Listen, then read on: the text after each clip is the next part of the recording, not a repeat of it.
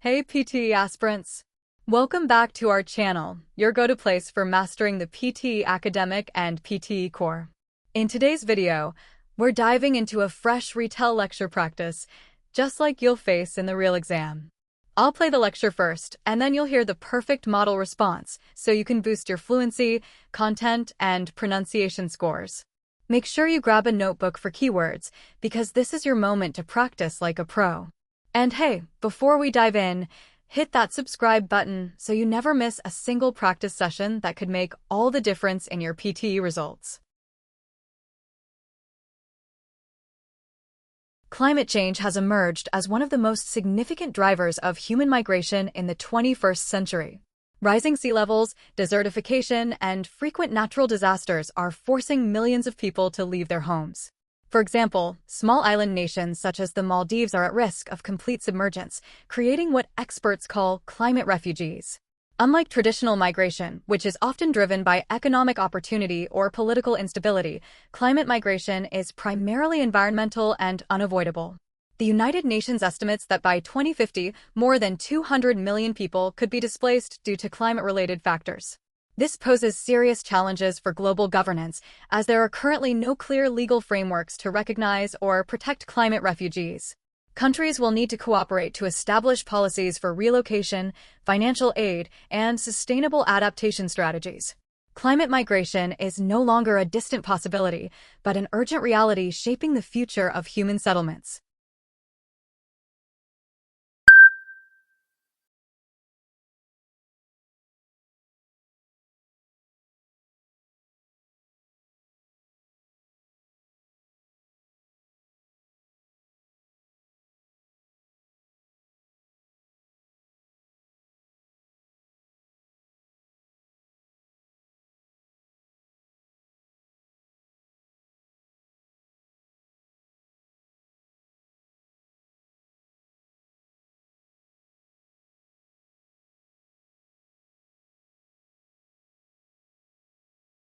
The lecture explained that climate change is forcing people to migrate due to sea level rise, desertification, and disasters. The Maldives was given as an example of a nation at risk. Unlike economic migration, this is environmental and unavoidable. The UN predicts 200 million people could be displaced by 2050. However, there are no legal protections for climate refugees, making global cooperation and policies necessary. Artificial intelligence is revolutionizing healthcare by improving diagnosis, treatment, and patient care. One of the most promising applications is medical imaging, where AI systems can detect diseases such as cancer at an earlier stage with higher accuracy than human doctors. For instance, in radiology, algorithms can analyze thousands of scans within seconds, identifying abnormalities that might be missed by the human eye. Another important use is predictive analytics, which allows doctors to forecast the likelihood of illnesses, such as heart attacks or strokes based on patient history and genetic data. Furthermore, AI-powered chatbots and virtual assistants are helping patients monitor symptoms, manage medication schedules, and even receive mental health support. While AI enhances efficiency, it also raises ethical questions regarding data privacy, transparency, and the role of human judgment. Ultimately, AI will not replace doctors, but it will serve as a powerful tool to make healthcare more precise, personalized, and accessible.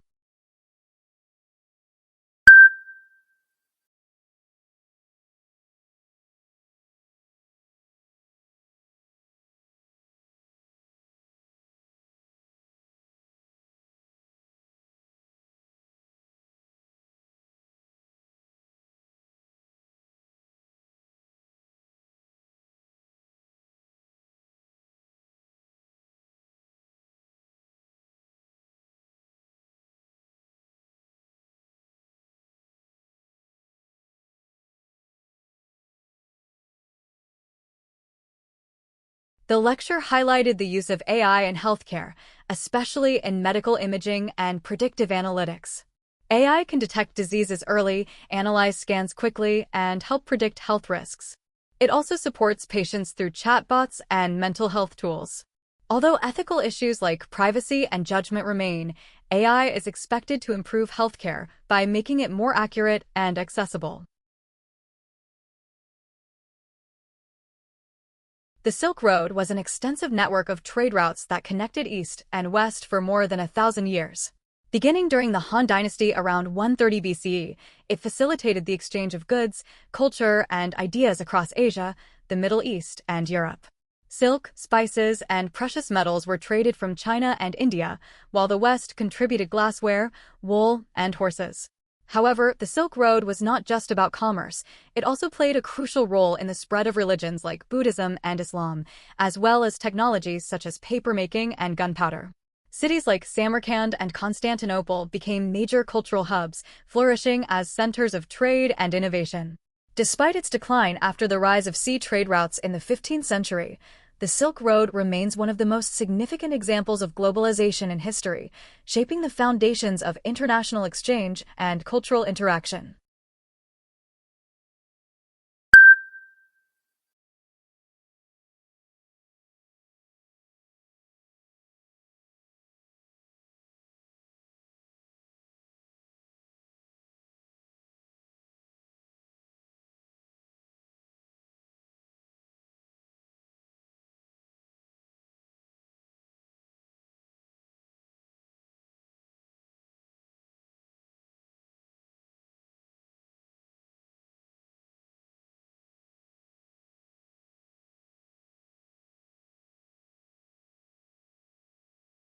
The lecture discussed the Silk Road, a trade network starting around 130 BCE under the Han Dynasty.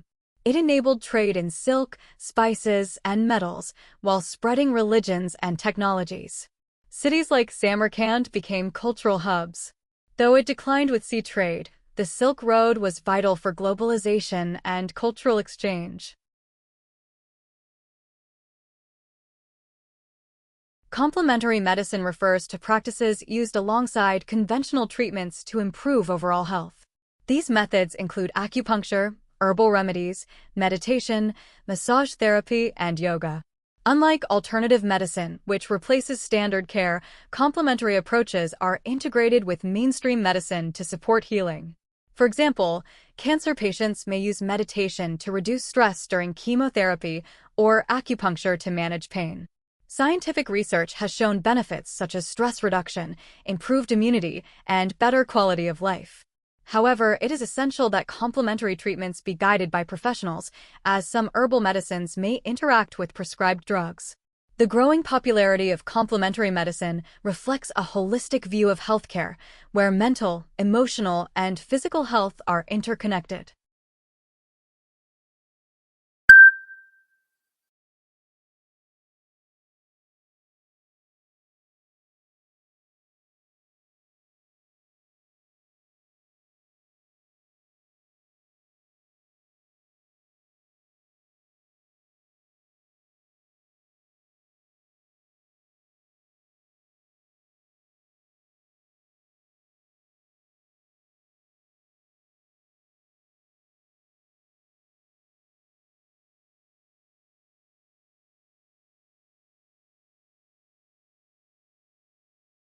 The lecture discussed complementary medicine, which works with conventional treatments. Examples include yoga, meditation, acupuncture, and herbal remedies. It can reduce stress and improve immunity, but must be used carefully to avoid drug interactions. The speaker emphasized a holistic approach that balances mental, emotional, and physical health. Calligraphy is the art of beautiful handwriting, practiced for centuries in cultures around the world. In China, it was seen as a reflection of a person's character, while in Islamic tradition, it was used to preserve the Quran with elegance. Western calligraphy evolved with the Latin alphabet, often appearing in illuminated manuscripts. Unlike regular handwriting, calligraphy emphasizes form, rhythm, and artistic presentation. Today, it is not only a traditional art, but also a modern design tool used in branding, digital media, and event decorations. Practicing calligraphy can also improve concentration, patience, and motor skills, making it both an art form and a meditative practice. Despite modern technology, calligraphy continues to inspire creativity and cultural identity.